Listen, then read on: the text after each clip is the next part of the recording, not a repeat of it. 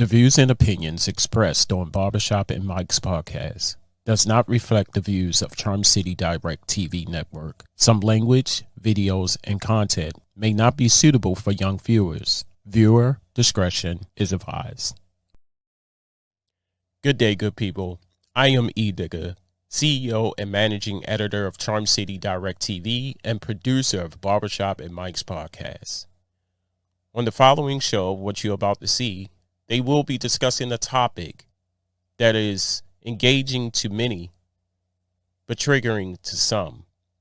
And that word or topic is rape. We would like to add that at any time you feel uncomfortable or triggered by the topic, viewer discretion is advised. Also, we would like to share that if you or someone you know is going through any type of form of domestic violence, please reach out to your local or national authorities for help, or contact someone at the National Hotline for Domestic Violence. Thank you for watching and enjoy the show.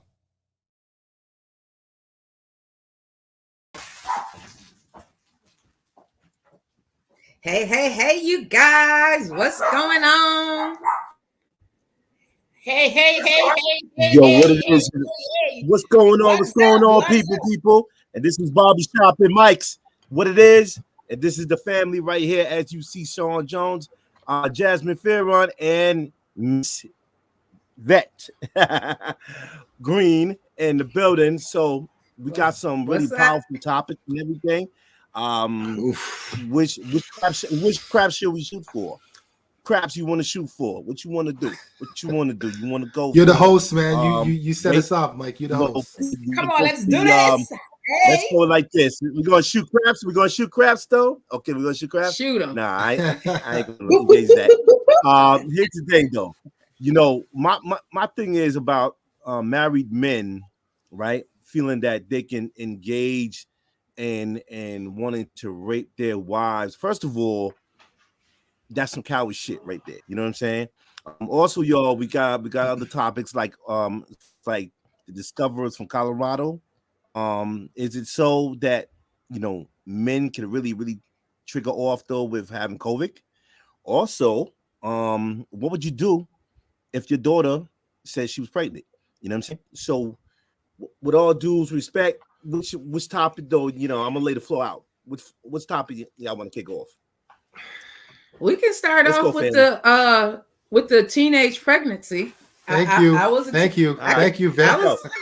Listen, I was a teenage mom twice. I was pregnant at 16 and again at 18, and it was very, very difficult because at 16 I was still living at home.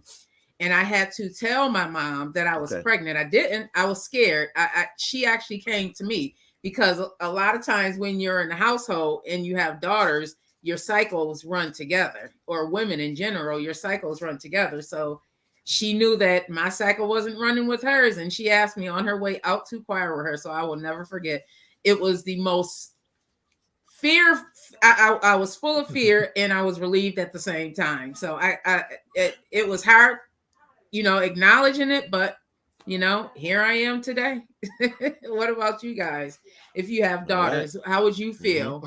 Well, I got two older daughters. I myself had my first child when I was young, so I couldn't really throw much stones if my daughters came to me, especially with the way that I lived my life before I had kids.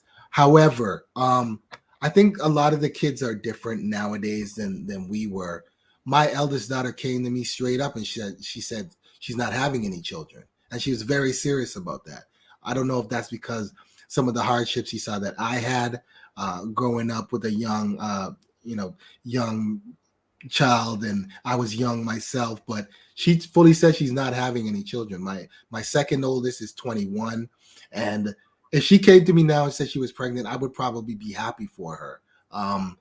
To be honest, and that's something that you wouldn't expect from a Black father, but I've mellowed in my age, and I realize what kids are exposed to, what kids get into.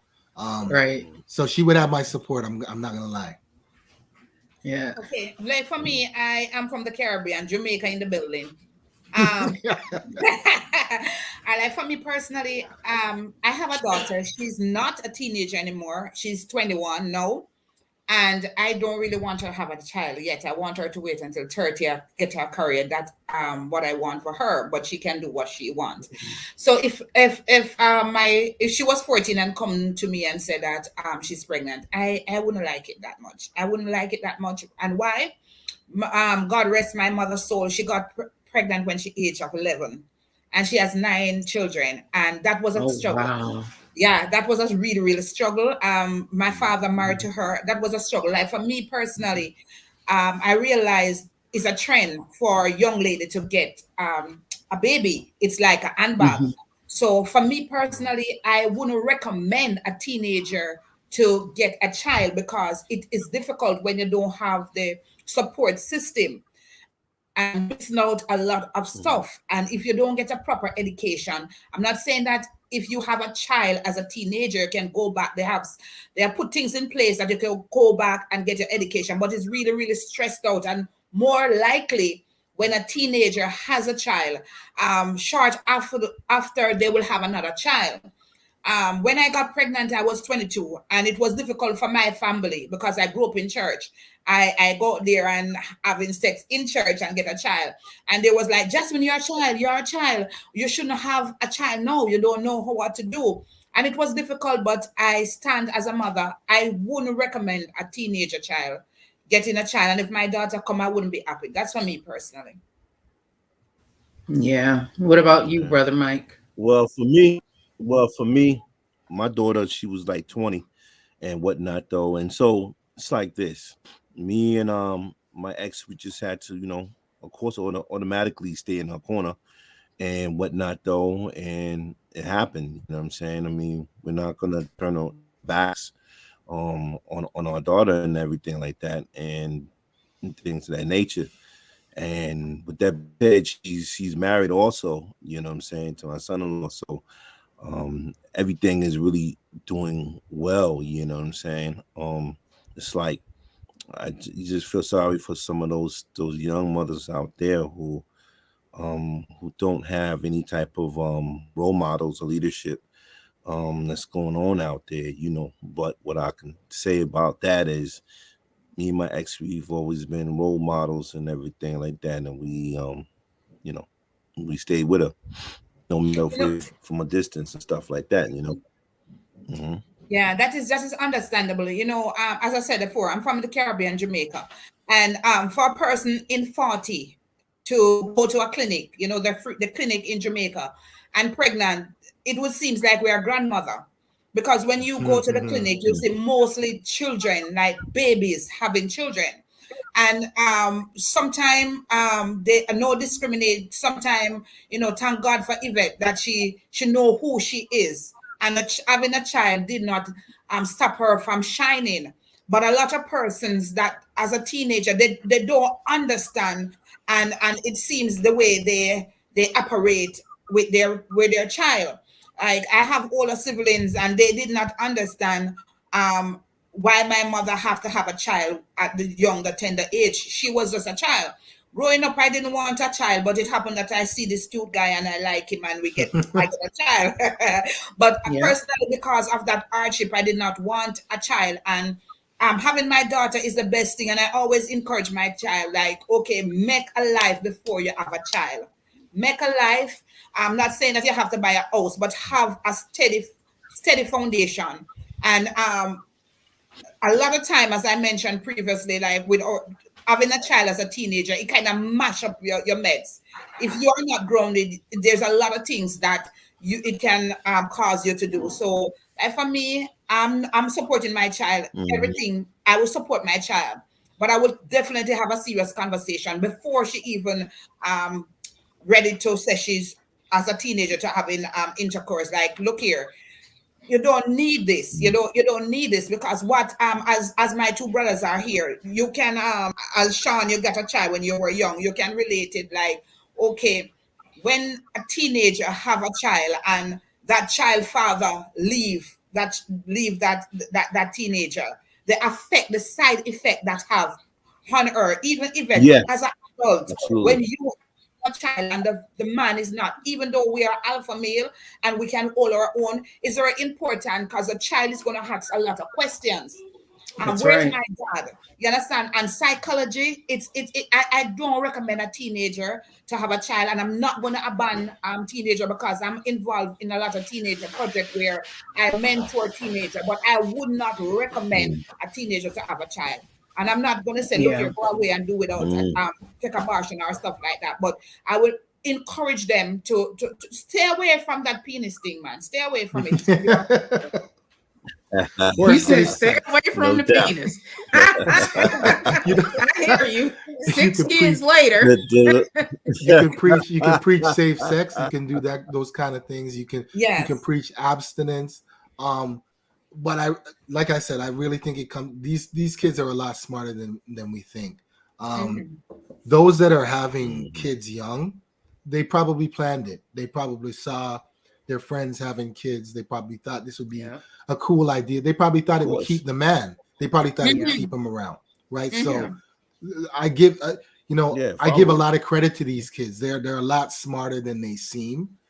They know what's going on, which is why I was kind of surprised when my daughter came to me and she said she's not having kids. Like, she's just taking that right out of the equation.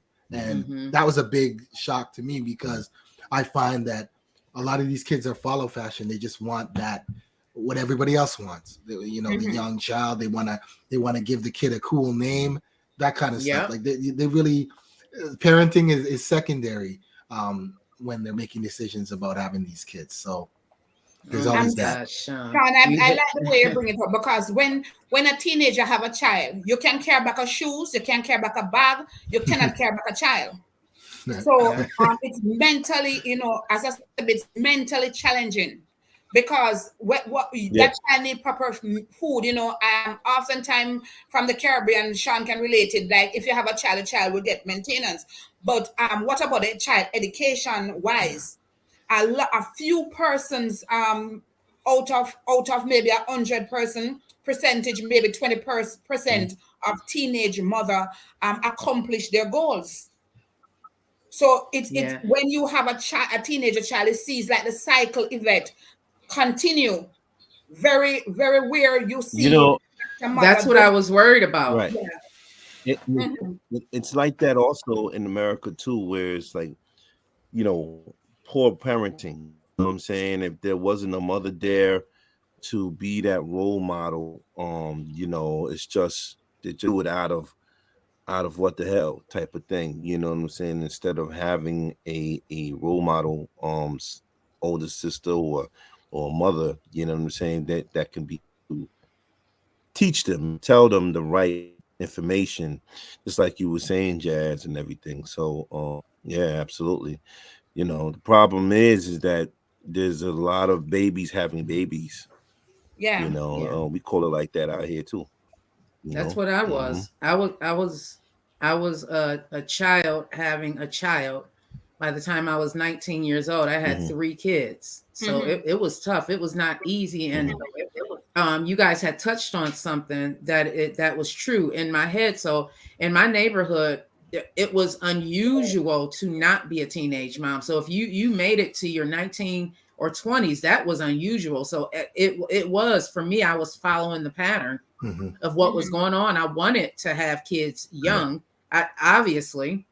And it was tough because I realized, and Jasmine, you said that, thank God I found out who I was, because I did not know who I was. So having kids young, I didn't have the time to figure it out because I went right into mom mode. I got to take care of these kids. It was always in the back of my mind that these kids did not ask to be here.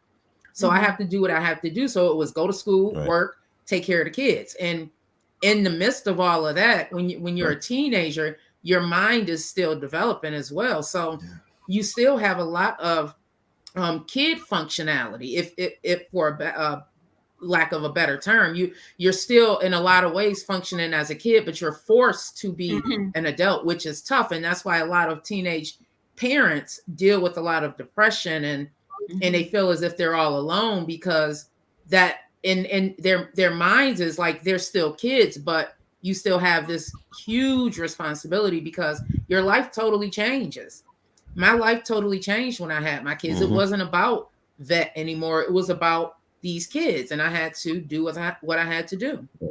And that is so true to vet, because as I said before, I'm from the Caribbean. So maybe in the States or Canada or England, you can have adoption agency.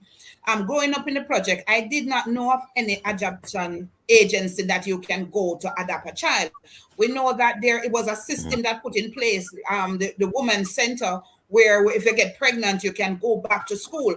But for you to give up a child, and one thing I noticed, as I said, in real life, I work with teenagers, and one thing I noticed that sometimes when the young man, like if two of them are in school and the young man get that child pregnant, the teenager boy, his mother, the reaction, okay, you sure it's your Pitney? You sure? That's true. Now listen. And that girl begin to be the slut in the area. So it's always challenging. Oh, she's a slut. Sean said, so my mom, Sharon Taylor, she said, sit down and talk to them. Try to explain what being a parent is like. Yeah, we have to sit down and talk to these kids. And Sean Nadon said he told his to see the world. I'm not ready to be a grandfather. I know that's right, Sean Nadon. Although I am ready to be a Grammy. I am ready to be a Grammy. I'm glad that my kids are doing it differently. And Sean, my kids are like yours. My daughters, at least, they're like, I don't want any kids. Right. I have 3 grand dogs and 2 hamsters. 2 grand hamsters. I don't want to. I don't really feel a grandchild neither. I'm too young. Yeah. So, brother Mike, let's talk about this other topic. Let's talk about this other topic you brought up with the study in Colorado with the So what is this? So basically men are able to catch it more readily because our lungs are bigger. What is this about? It's spreading. Well, I closed captioned it from vet and everything like that. Shout out to her with that. Because I was kind of like boggled by my mind too. I was like, what the hell? Like, wait a minute, do a double check. Like who's these sets? You know what I'm saying? Because I'm like, are you sure they didn't? You sure it's just like a misunderstatement? In other words, though, because the CDC always has the last word when it comes to these type of variations. So basically, it's like So these cats must have did their research and they came out with it, but I still haven't heard of any statements. But it's a good factual point. It's like well, I can't say for sure, but she's saying that men would have a more better chance of catching COVID, though, because in their lungs and stuff like that. But I want to bring this to vet and everything like that. I want her to explain it out of your words and everything like that. Tell us what just give us the nitty gritty. No problem, Brother Mike. So the University of Colorado did a study, and in the study, they found that men, and not only men, so because of the size of men's lungs, they tend to spread the COVID-19 more than women do. And the study also found that entertainers, singers, they spread the disease faster, and it's based on your lungs. So there's I'm reading. I have a question, Vet. I'm sorry, but why? That's all I want to know. Like that's what she's going to tell you. Men that sing and women, but you know what I'm saying. And in the church, it's sopranos. You know what I'm saying, and there's men soprano. I mean, tell us why. Why is it like that? That's what I want to know. I'm sorry about it, but. It's fine. So this one I'm actually reading. There's you can actually Google. So if you guys are out there listening, you can actually Google COVID-19 men study. So I'm reading on Inside Edition. They said the reason men are the biggest spreaders of the coronavirus is rooted in basic science, and the science is in your lungs. So the study found that the COVID-19 virus, the transmission rate is higher in men, and this was the researchers of the Colorado State University. So the University of Colorado, they discovered that men, I'm sorry, look at my dog. It's because your lungs are bigger, and they did a months-long study of this. And I'm going to just read what they said.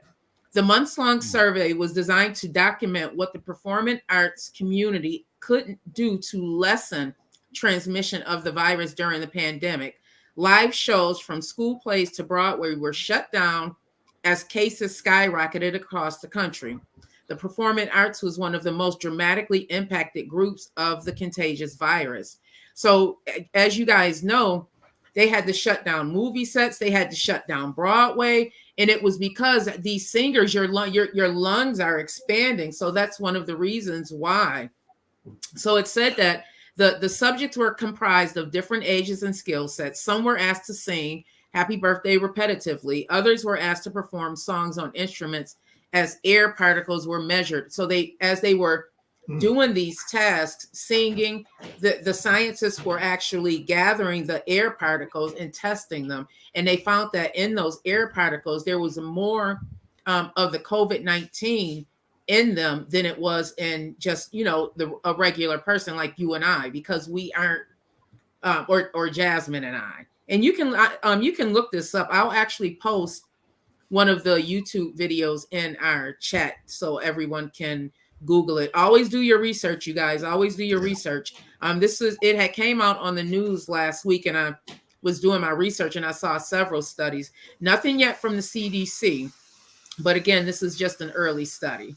Yeah, because I can understand Bro Mike and Sean and Vet what they're talking about, because when you're singing, the lungs go in and out, in and out, in and out.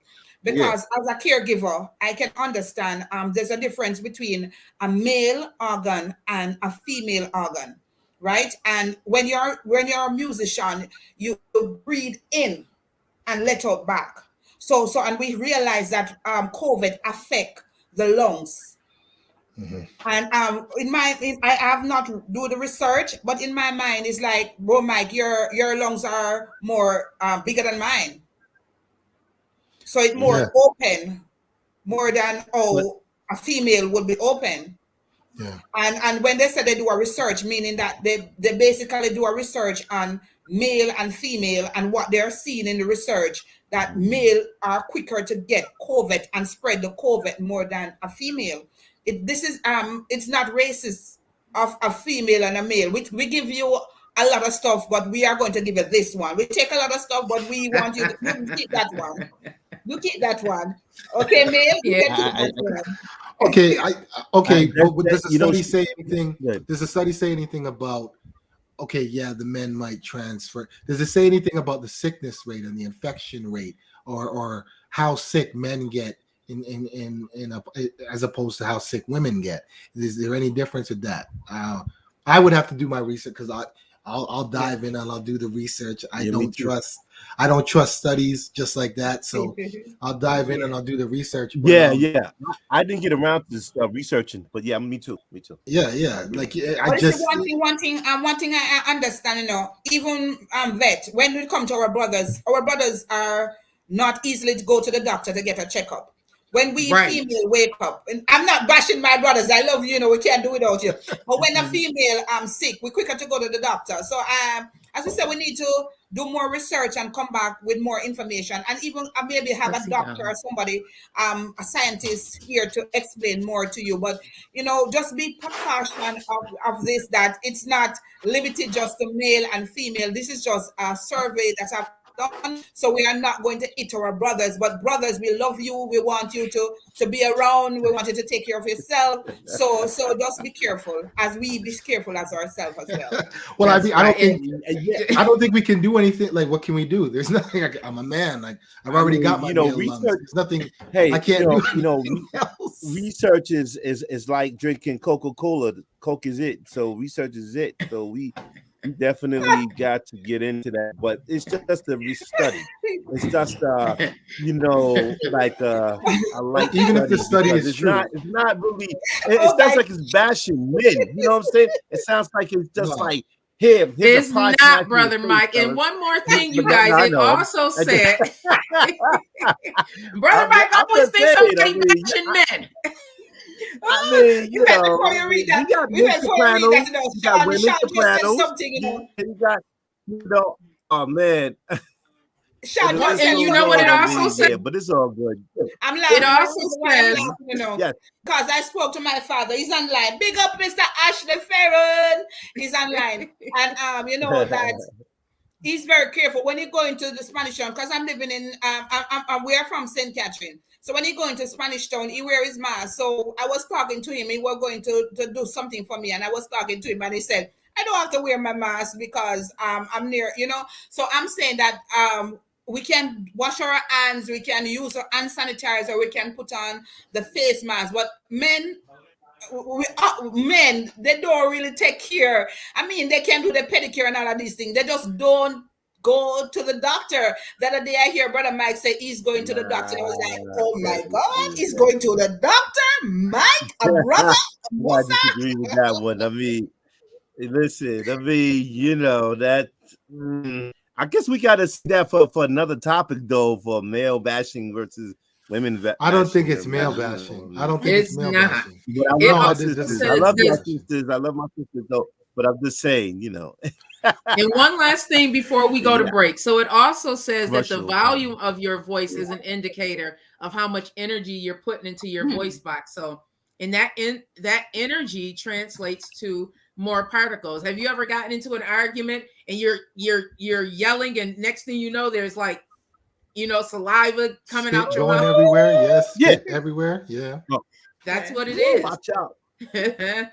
So we're going to be going to a break in a little bit, you guys. Are you guys ready for this next topic? Break time. The next topic. Yes. I think you should prepare them for the next topic and tell them what it is. Get prepared. Get ready. Look here. Coming back after the break, y'all. Look here, Charm City Direct TV, Baltimore's newest social media online network. By real people, for real people. Check us out on Facebook at facebook.com/Charm City Direct TV, YouTube at Charm City Direct TV, and IG at Charm_City_Direct TV. Charm City Direct TV. We are the heartbeat of the city.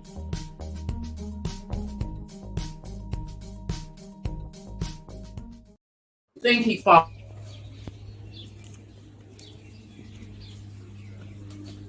Are you ready? What you listening to? What? I'm listening to the new station, WLEO 26.7 online radio, man. Baltimore's newest online radio station. Oh my God, they got all the latest music, R&B from the 80s, 90s, the 2000s, jazz and gospel, man. Oh my God, on one station. And I just heard through the grapevine, I don't know how true it is, but they're going to have some talk shows, they're going to have some DJs on there cutting it up. Man, y'all better get on this. WLEO 26.7 online radio. Let me get back to this.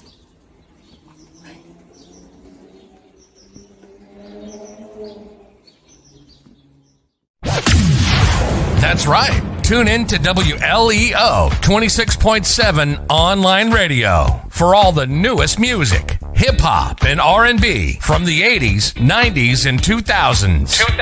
Jazz and gospel, as well as new shows and local and national DJs on the ones and twos, getting you ready for the work week ahead, that party vibe, or relaxing at home. All on Baltimore's newest online radio station, WLEO 26.7 online radio. Worldwide listening entertainment online.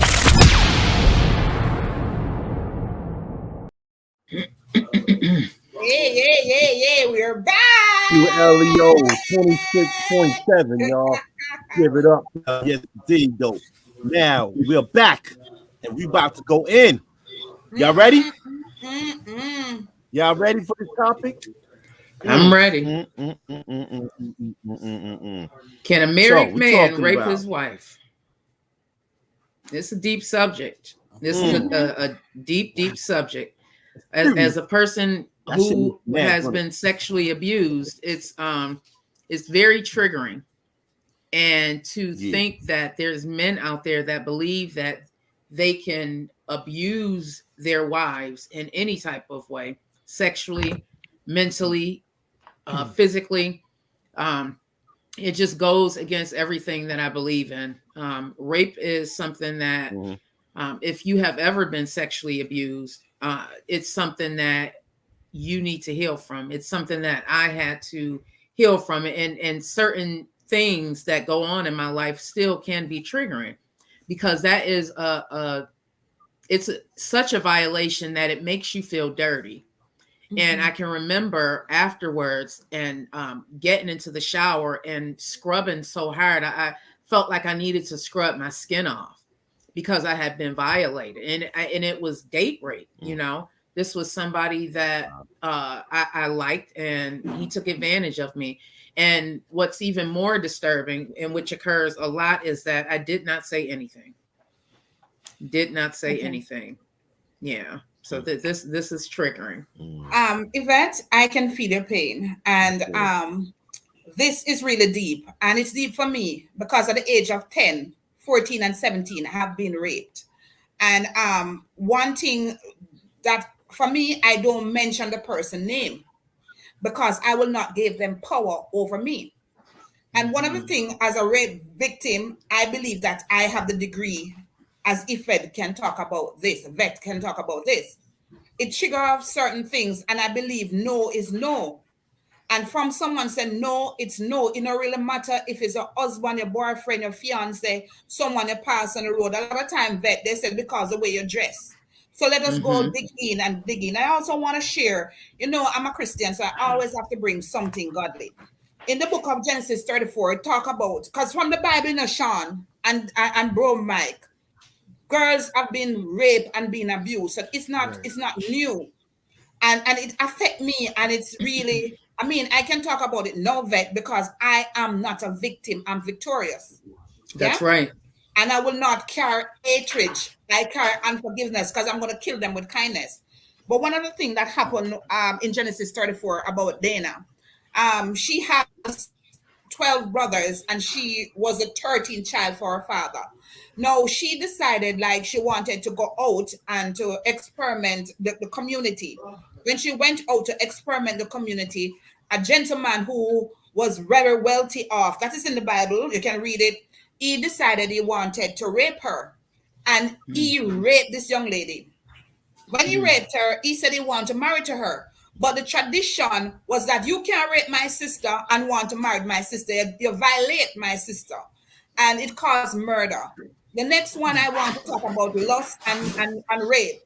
It talk about Absalom's sister. We found a story in Genesis chapter 3 and 4 that the Absalom wanted to kill his father, David, because Absalom's daughter, who David married to, her mother, because of she wanted to join the country together.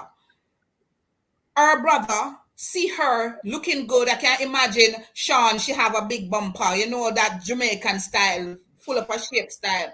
And he decided he want her. His advisor told him, pretend like you're sick and come, and he violate this young lady. After I violate this young lady, he doesn't want anything to do with this young lady. So that is what man is. They are the husband, and because they're the husband and they're carrying the bread, they believe like every time they want sex, the wife have to have sex, lest they are taking it, and that is rape. That's right. That's right. And many times, it's the violation is done by someone close to you or someone that you know. Many times, there was a study, well, many studies. The statistics are 1 in every 3 women will be sexually violated in their lifetime. 1 in 3 women. So if I include myself and my 3 daughters, that means someone is going to be or has been sexually violated. And I talk to many women, and that seems to be the trend. It's every other woman I know has been sexually violated, and it can be something as young as molestation when they were younger, done by someone that they know. Or date rape. I believe that number. I would say that number is even higher. I would say it's every other woman, to be honest. There's very few women I've met or dated or had a relationship who haven't had a similar story when they were 8, 10, 9. Especially like coming from a Jamaican family and Jamaican, I think that's almost the norm in Jamaica. Young girls getting taken advantage of. It's nothing to like. It's very delicate. Like, I'm sorry for both of you having to go through that. I myself could never see myself doing that. I'm the type of guy. I hate rejection. So just the type of rejection for me, I'm just out. Like, I'm not gonna force anything on anybody because I hate rejection that much. But there's certain men that can't take that rejection.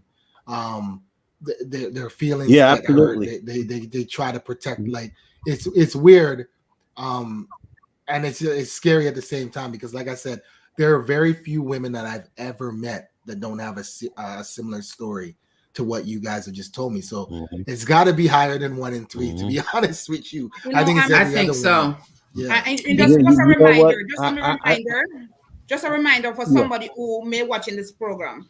This is really home for me, and it really, I mean, I'm ill now, but if you know someone who have been raped or going through rape or any sexual abuse, a lot of times we believe only female get raped. We have males who got raped. I'm not going to touch on that point. You call this hotline number 1-800-799 SAFE 7233. If you go to the newspapers, the Star, my story was featured in the Star, and I dealt with a lot of person who, as I said, I work with people, and I dealt with a person who got raped, and they said, Jasmine, you are brave. Why I would not do that? But they stay behind closed door. They pushed me and said, come. I was featured in the Star. I was featured on a lot of CVM TV with my story. When my story come out in the paper, I think it was last year, it came out in the paper, and a lot of person contact me. And when they contact me, there was a particular little boy who I will not call name because of, he said, I am getting raped right now. I'm being raped by my father. Wow. And another lady, she's 6'3", she called and said on Messenger, this is my story. 2 weeks ago, someone came into my house and raped me. Another young lady called and she said she got raped vet until she got HIV. She's living with HIV. And vet can relate it to me. It's not easy because you are a male, you take disadvantage of a female or rape. You're not allowed to rape anyone. Something, I'm gonna say something. It's a lot of times it's a psychological fucking problem, and it just makes me angry when I hear about these stories. You know what I'm saying? Because women have no right to be victimized like that, even though they're wives, and also, males don't have no right to be victimized like that.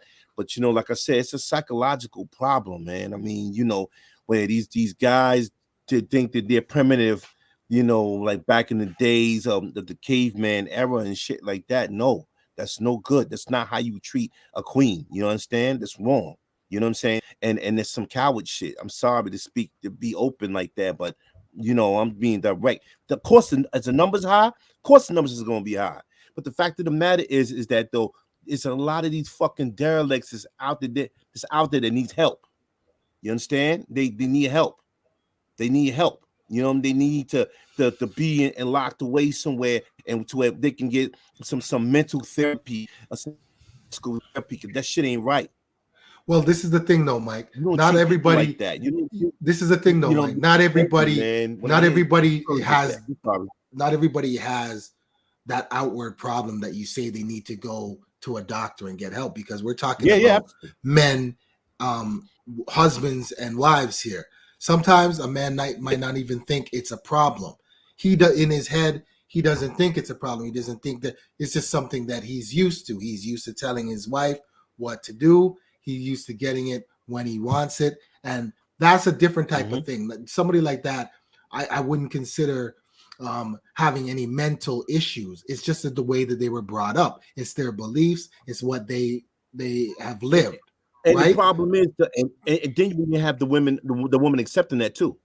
Right. Well, that's the thing. Yeah, woman. It's not acceptance. It's not necessarily acceptance. No, you got some women. No, what I'm saying is that there's some women that accept that though. So, basically, I feel like they're subduing with passion, but that's not where how it's supposed to go. We know this, but that person doesn't know that doesn't. Yeah, it's just a psychological fucking problem. It is. That's how I feel about it. One of the other things that happens, you guys, is when you are sexually abused, especially when you're sexually abused young, some people tend to also sexually abuse other people because they think that's normal. Yeah, it becomes normal to them. I know men and women who have been sexually abused, raped at very, very young age. I know men that were raped repeatedly for years. And then you have to also deal with sexuality. Now you're confused because if you're a man and you were raped by another man and your first sexual feeling was from a man, that is going to cause confusion because now you've been aroused and you're wondering, am I gay or am I straight? Because your first sexual experience was from a man. So we have to also think about that because it causes a lot of confusion, and many men go into bouts of depression because they're struggling with their sexuality.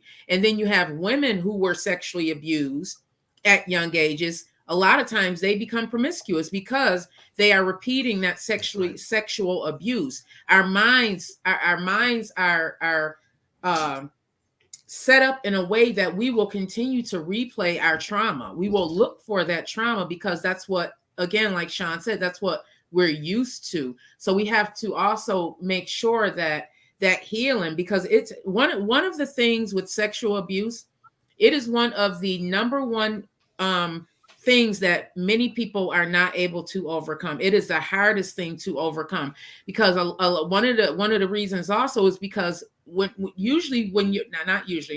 if you look at statistics, people who are sexually abused, it's usually done by the people that's closest to them. Mm-hmm. It can be a mother, it can be a father, it can be an aunt, an uncle, you name it. I know women who were abused by many family members. We got to talk about that as well. There's family members that's supposed to be supporting these kids, but they're sexually abusing them. Why we should not have to shield our kids from family, but or friends, but a lot of times you do. A lot of times Sean said a very important thing that I want to talk a little bit about.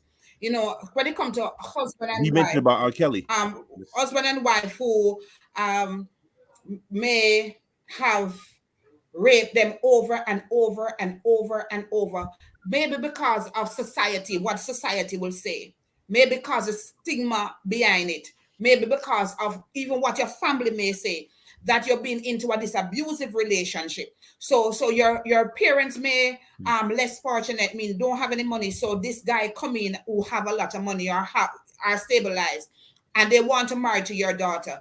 They can get something off of that. So your daughter have to be in that relationship, and she's been ashamed. She cannot tell nobody about it, not because she don't want to tell somebody, because of the lies that she's living, and the way she react after she's been raped over and over, maybe 5 times for the week or 5 times for the night, cannot do anything about it because you don't have a mother to talk about, because your mother is like, I've been there, I've got raped too, and I stay in it. I use that to send your school. It's my time now for you to look about me. Sustain the relationship. They are ashamed of where the society, the status that they have to know that, okay, I'm going to divorce this person. This person may be a lawyer. This person may be a policeman. This person may be a judge, and they have to stay in it. And mentally, you see that, okay, why this girl operate like this? Why she have so much boyfriend? But we don't stop to think about what that person may go through. As the vet said, is that everybody lives a bromide to tell it is. Right. Some person, commit suicide because I personally try to commit suicide because of the situation where sometimes I'm uncomfortable. Sometimes when person push me, I just like, okay, they are raping, because rape can be penetration, but sometimes as a rape victim, somebody come at you get scared, like, okay, you have to defend yourself. And it's those triggers. It's mentally triggering to a lot of female. That's why I'm not a conflict person, like a confront person. I don't like to confront persons. No, I'm not going to confront because I'm not going to I don't want to be violated, you know. I don't want that. And that's what happened to a lot of persons, you know, like why they can't come out of the relationship. They just cannot come out of the relationship because mentally, you have girls who rape every night who are doctors, lawyers, teachers, because mentally they are captivity by slavery of rape and the stigma that happened behind it. So I have a question though. So what do y'all, like Sean the Dawn brought this up. He said, what do you think about R. Kelly? Now, we all know what happened with R. Kelly and everything like that, though. Just real quick, like you know, he was a victim of rape. All right. So what's your take on that? As a woman of God, I feel sorry for R. Kelly. I truly do, because he was raped himself and he never healed from it. He never dealt with that. What he did is what some people who are sexually abused do. He began to sexually abuse young women. And what's frightening about it is that we took a very long time. We as a Black community took a very, very long time to even look at these young ladies, young girls as little kids, as little girls who were being taken advantage of.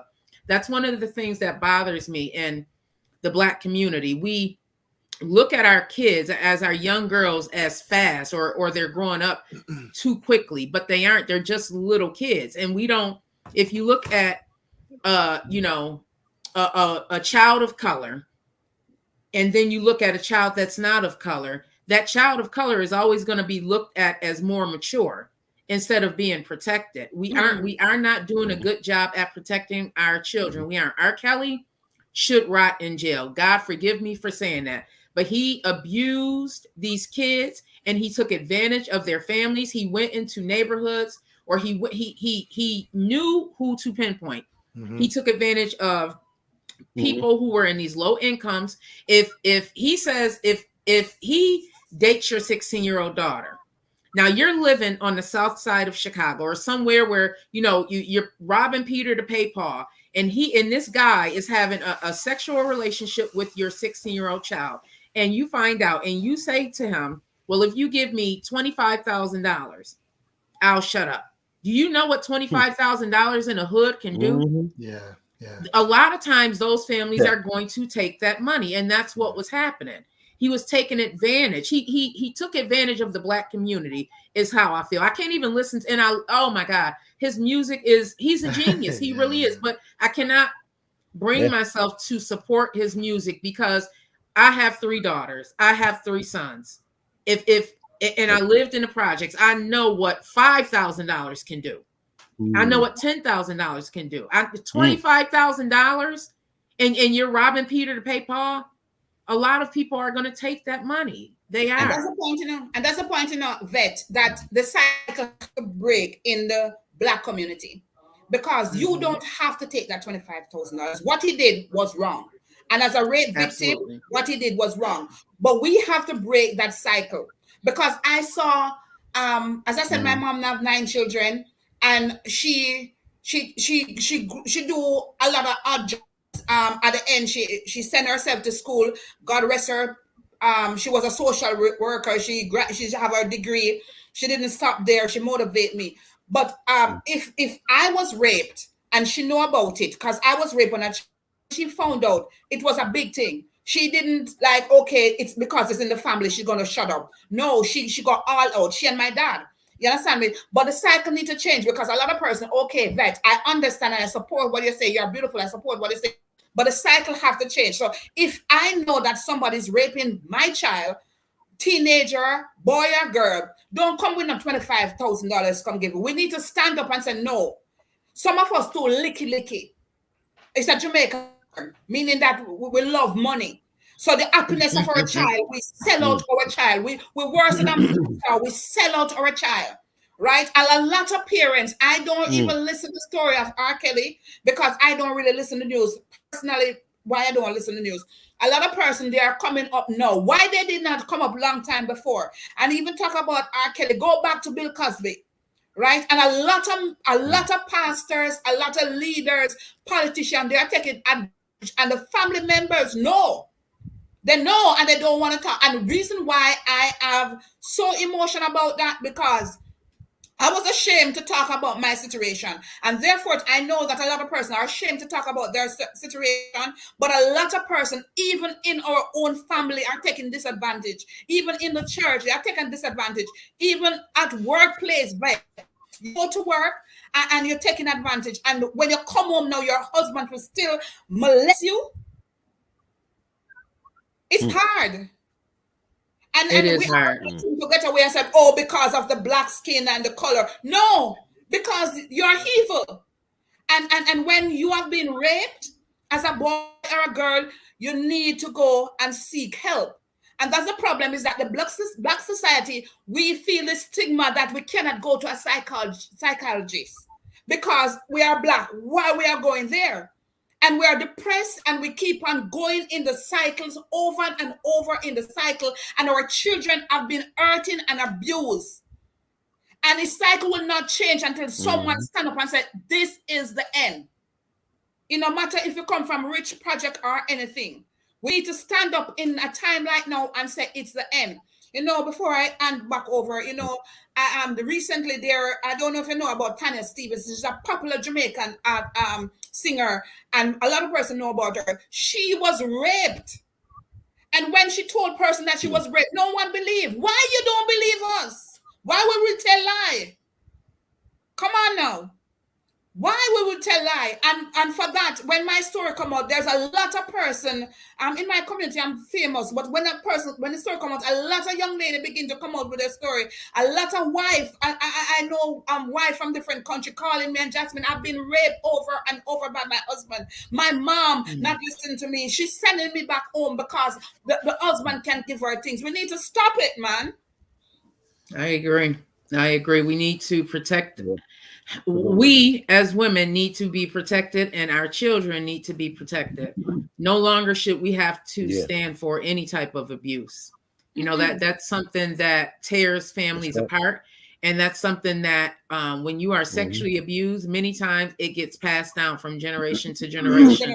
When I started unpacking my own life and the sexual abuse, I realized that many people in my family had been abused. Many people in my family. And it's something that now that we're aware of it and aware of the people, now is the time that we're working on breaking those chains so that the next generation does not pass that on.